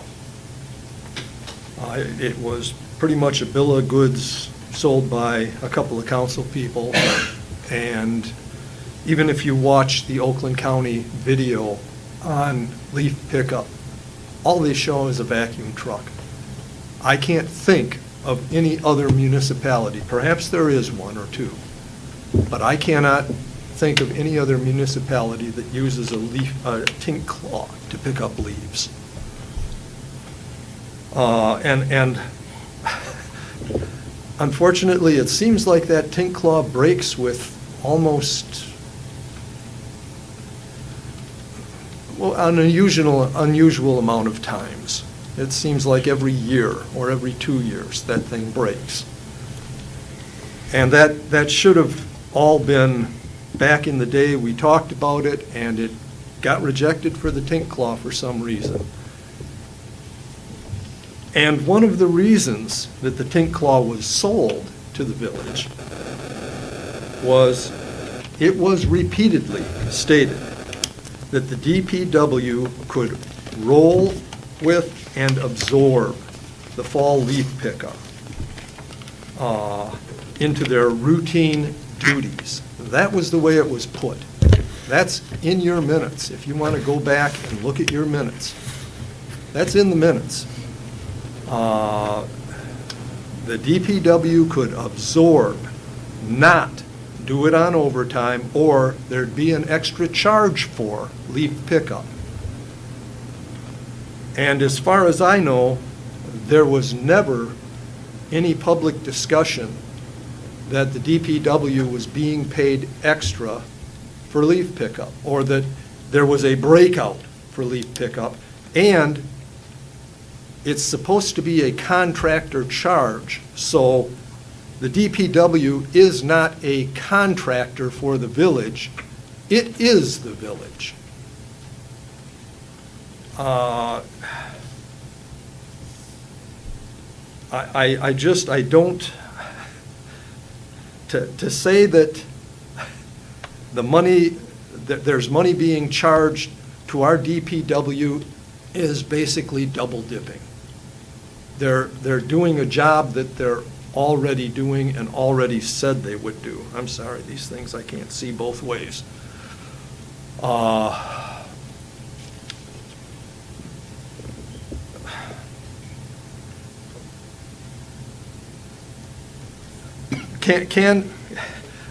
would ask that the village search, and if you find something, let me know, because I have searched all I can. I have looked at all the old minutes, and there is nothing in the archives that says that they were going to charge through the DPW for this pickup. In fact, it's blatantly said, repeatedly blatantly said, that they were not going to charge through the DPW for this pickup. That this was going to be rolled into their regular duties. Andy sat there and said that right out loud. So I appreciate Jennifer saying that, well, the village does some of this stuff. The village doesn't have to do some of this stuff. We could contract that out. We should have contracted that out 15 years ago. I realize that's water under the bridge, but it's just another mistake on top of another mistake. If you're going to say that our DPW is going to do this as part of their routine duties, then don't tell me that there's going to be another charge on top of a contractor charge for doing the same job, basically. And there will be, unfortunately, there will be more on this because I am steaming. So I really wish you would have addressed it tonight. I thought you were gonna. I really did. Thank you. Dave, you know, we're not paying, you're not paying a contractor and the DPW for the same thing. There's the first truck that we have the dump truck, you know, the vehicle that the claw is hooked to. Yes, I've been the out claw. there. I've been out there. So the contractor part is when they put it into there and they charge us by the load for all the leaves that they take to their, so that's the contractor part of it. The DPW part, we're not charging extra and we're not paying them extra. It is part of their normal duties at that time of year, but we apportion it out just like we do all the other parts of the budget. That's all that is. That it's not charging extra. And I don't think you were in here when I was talking about the amount that it costs the village resident. It's approximately $5 per resident per year. But it's added up to over $100,000 over 15 years. Well, that along with the wear and tear on the Tinkla and that other machinery that we have. So we are being charged also on the trash for the tink claw repairs. In that $5, yes. In that $100,000 that's been collected over 15 years. Yes. It's really cool to 100,000, say but I'm just saying per $5 per person, household. yeah. But $100,000 in the long run To have is a the lot more service than of having your $5. lease, So it's for the service. we shouldn't be throwing out a $5 Well, when it's $100,000. I'm just trying to give you an example of the service that you're getting and what it's costing. It's a very nice service. Certainly a vacuum would be better. It would just have been so much more expensive. The big vacuum systems. Not from what I hear from other communities. Mr. President, can I ask the administrator a quick question? Just for clarification, I thought that the equipment malfunction was actually the truck the last couple of years, not the tank claw itself. To my knowledge, the problems were with GFL's vehicles, yeah. Because it's usually like an old antiquated one that they donate basically for that type of service. That wouldn't be a That's not surprise. to say there couldn't have been problems with the tank lot too, but I think it was primarily an issue with GFL's equipment, yes. But there have been many, Everything breaks down. many times in 15 years. So, no, I appreciate your position, Jen, but no, that's not what was said at meetings. Council said this was going to be absorbed, not charged. But again, as you guys have pointed out, you're all new. This is, but you might want to look at the old minutes and see what was actually said, what was actually sold to the public, because it could bite you. It's not something I would care to do or willingly do, but I'm about at that point. So please, think about it. Thank you. Can I go?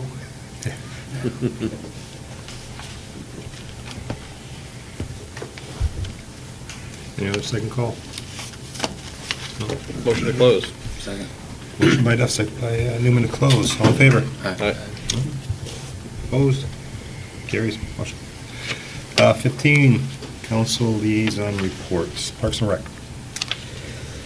We went over the walkthrough, had some things that we want to get checked on that I still got to submit to Dave and Andy. Talked about the park master plan. The survey is out for anybody who'd like to fill that out and provide input on the new master plan that we'll be working on. And there's still a few weeks left in that. There's also a contest, photo contest, Want to get some new pictures for the plan. Anybody the winners will get a gift card to Dairy Twist. We had a successful 5K. Over 65 people participated.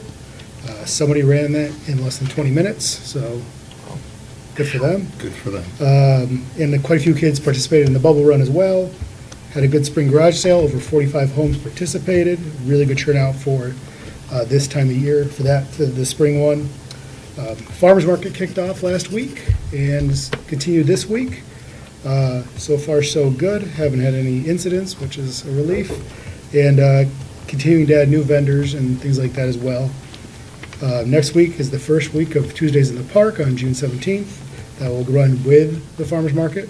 And that will be Pirates something with an inflatable and all that. So bring the kids out and have some fun. Jog show coming up on June 21st. We're all set for that. Got some support from Penny Lake Market, Pet Supplies Plus, the local groomer, the Dairy Twist, all sponsoring it. Of course, we're always playing for the corn roast. Had another blood drive on Monday. And yeah, I think that's about everything. How was the turnout on Monday, Mark, for the blood drive? A little low. We had a lot of people scheduled, but we had a lot of no-shows. So that kind of did it.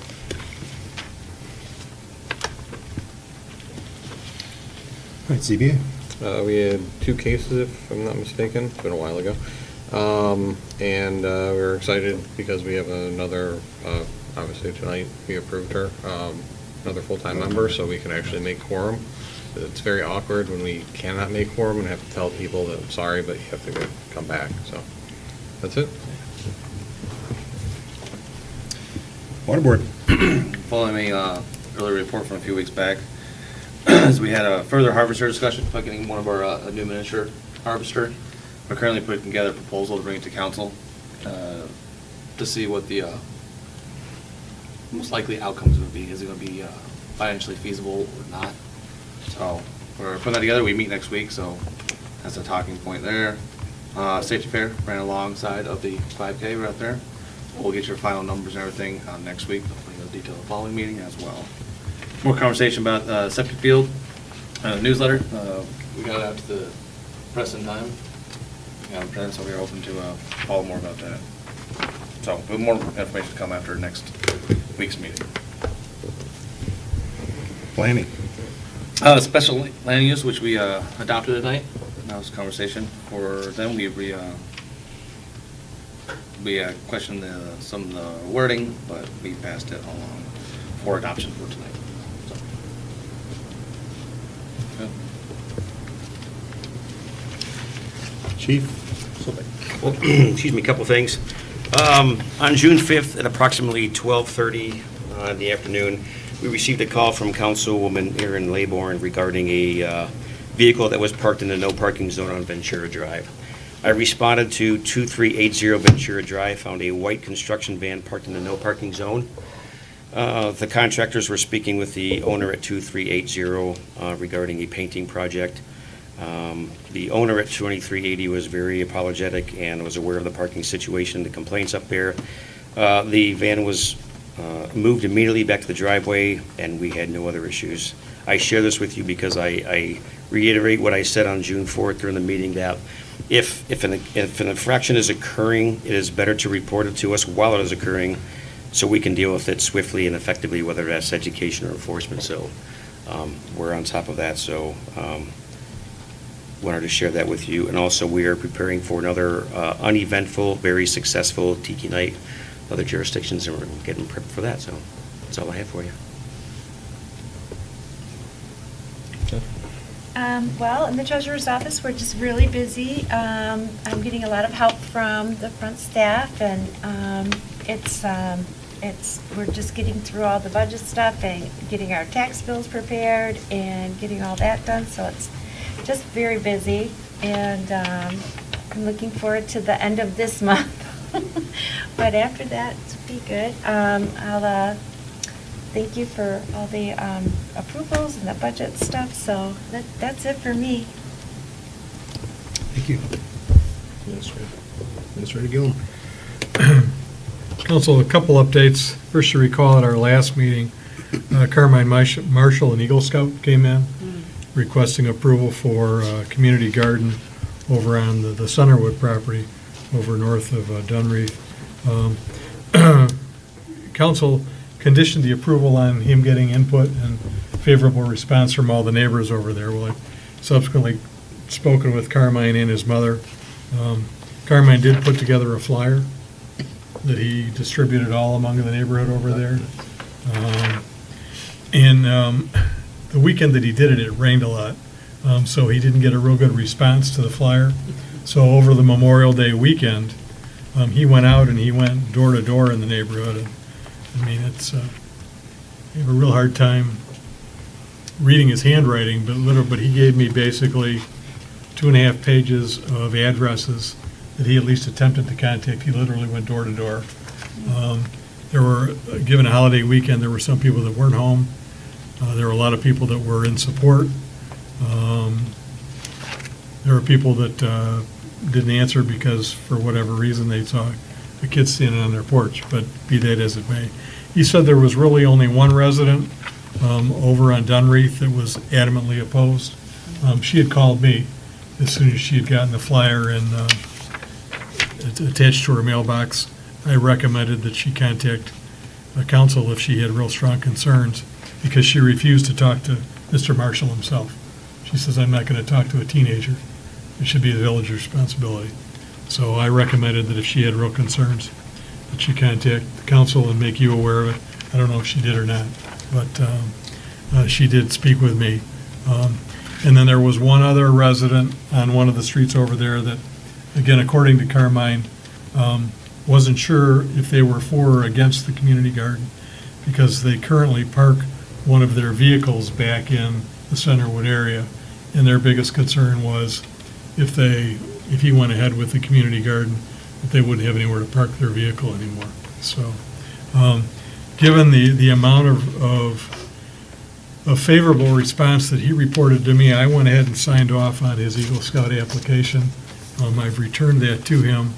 I believe he's going through the process within the organization to get the approvals. I asked him to keep me posted as he went through the process. So that's where we're at with that. A couple other items. If any of you have been over at Clara Miller this week, whether it was for the farmer's market yesterday or anything else, but Monday morning, Michigan Recreational Consultants went out and started the installation of the 2 spinners in the engineered wood fiber area near the new playground equipment. It looked like they needed to have some of the cement set.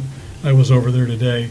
We're hoping that they'll be able to have the installation completely done by the end of the week.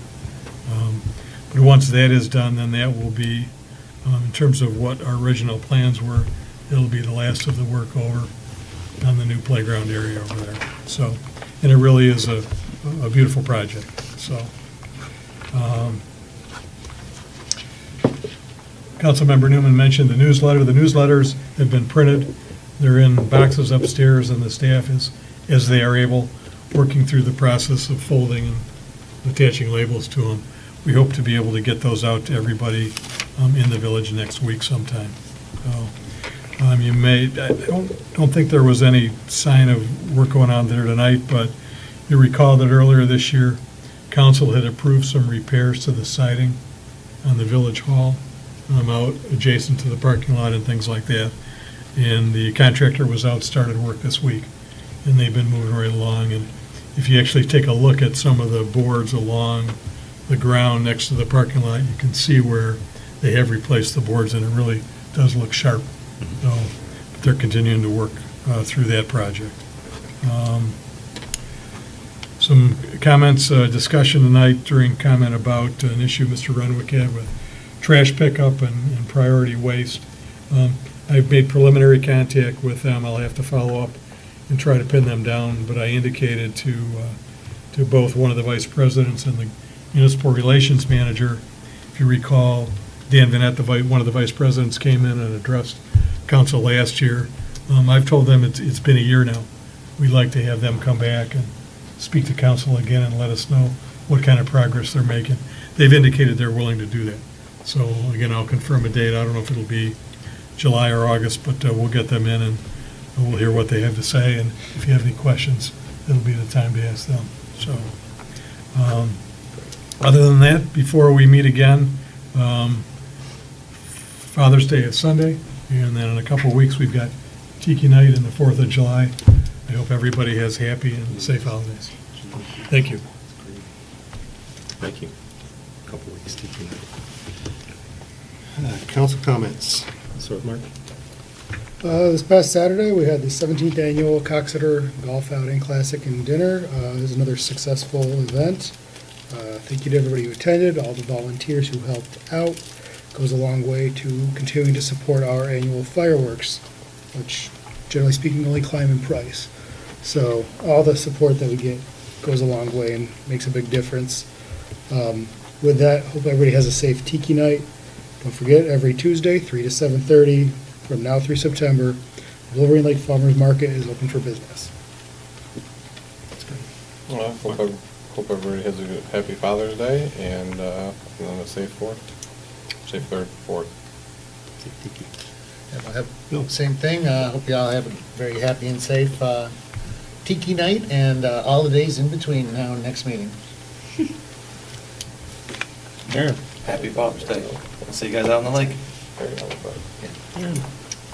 Thanks to the Parks and Rec Board for putting on a fun bubble run for the children in our community. The Onwards and Upwards barge is available for rent throughout the summer, including July 3rd weekend. So if you need some extra space for your party, please send on an email for more details. Thanks to Jennifer for all your work on the budget. Walled Lake Consolidated Schools is offering a free summer meals program for all kids and teens 18 and under. Kids can enjoy free healthy meals at Meadowbrook Elementary and Geyser Middle School from June 23rd through August 15th.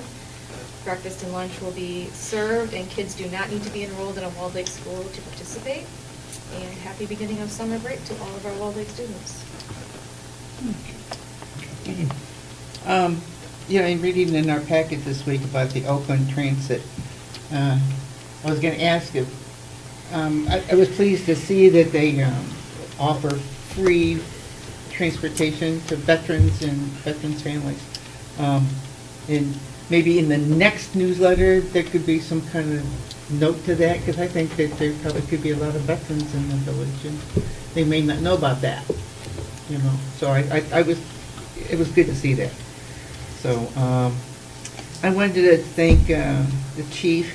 I really like your comments that are included in the packet. They're much more enjoyable to read than the previous ones. If you want the statistics, I can bring them back for you. No, I didn't think so. Don't miss them, no.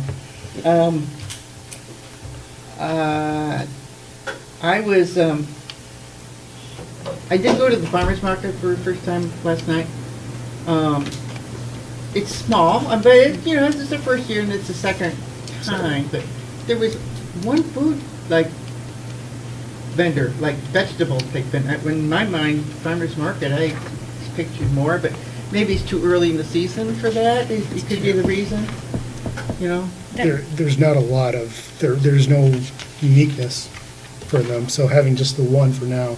I have another one coming next week. Do you? Okay. But just this early in the season, they're all selling asparagus and a few other things. Yeah, that's what I figured, maybe too early, but I guess that in my mind, that's what I was expecting to see, but. Yeah, corn, a little ways away. Tiki Night, I think I'm gonna pick up the candles on Friday. And Tabitha's already updated the flyer, so the flyer should be going out. So I'm gonna pick those up and delivering to everybody that's on the sheet. I'm gonna leave 2 boxes for the village. I don't know, do you want me to bring them up to the office, or you want me to leave them in DPW? We can get them up. That's not a problem. Okay. So, yeah, maybe just call before you come on Friday. So, Yeah. Oh, okay. If yeah. you could, yeah.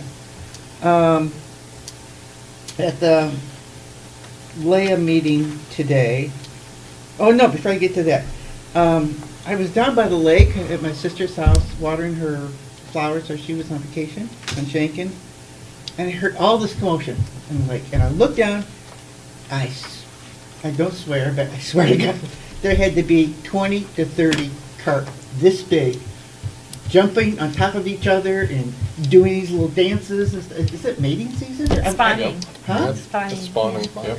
It was loud. It is. And they're big. And it was a little frightening. I mean, if you were down there, if you wanted to use the lake, I don't know, maybe they would have spurred it away, but I mean, there was a little section here, there was a section here, there's a section here. Yep. Wow. I'd never seen that before. I mean, and they said they were big, and they're on top of each other and out of the water, and anyway, I just wanted to mention that. Okay, yeah, at Leah meeting today, just, I don't know if anybody is aware of it, but they are gonna be closing Geisler Middle School. And Leah is gonna be moving their offices to that facility, the summer of 2027. So, they were going over next week to kind of look at the area that they're gonna give Leah and see if it's enough for what they need, so anyway. And then she did mention, the Shop with a Hero, which takes place in December, and Sergeant Marosco is very involved in that, so they mentioned him. So it's probably, they're shooting for December 16th at this point, for that. And then, say, happy Father's Day, Tiki night, everybody be safe. And if anybody has any ideas, every year we sell less and less candles, which is fine. The whole idea is not to sell candles because actually, as you all know, we lose money on them. We don't make money. But to encourage everybody to light up the lake, whether it be with the candles, refillable torches, solar torches, whatever, I think would be nice. That's it. Motion to adjourn? Motion to adjourn? No. What's your comments? Comments? Oh, sorry. Sorry. That's all right. That's cute. Thank you.